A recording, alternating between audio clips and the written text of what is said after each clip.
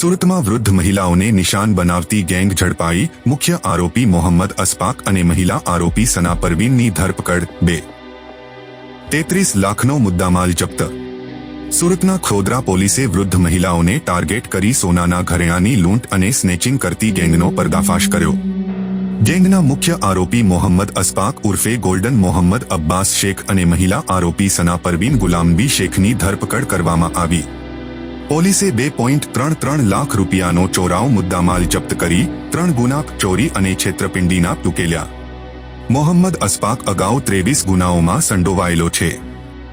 Gang વૃદ્ધ મહિલાઓને auto રિક્ષામાં બેસાડી રિક્ષા પાછળ ચોર કે ગુંડાઓ આવે છે જેવો ડર બતાવી ધમકાવીને ઘરેણાં પડાવી લેતી હતી.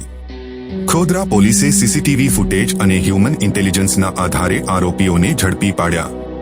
આ ઘટનાએ વૃદ્ધોની સુરક્ષા અંગે ચિંતા ઊભી કરી છે. પોલીસે ગેંગના અન્ય સભ્યો અને સંભવિત ગુનાઓની શોધખોળ માટે વધુ તપાસ હાથ ધરી. સ્થાનિકોએ પોલીસની ઝડપી કાર્યવાહીની પ્રશંસા કરી, સાથે જ સુરક્ષા વધારવાની માગણી કરી.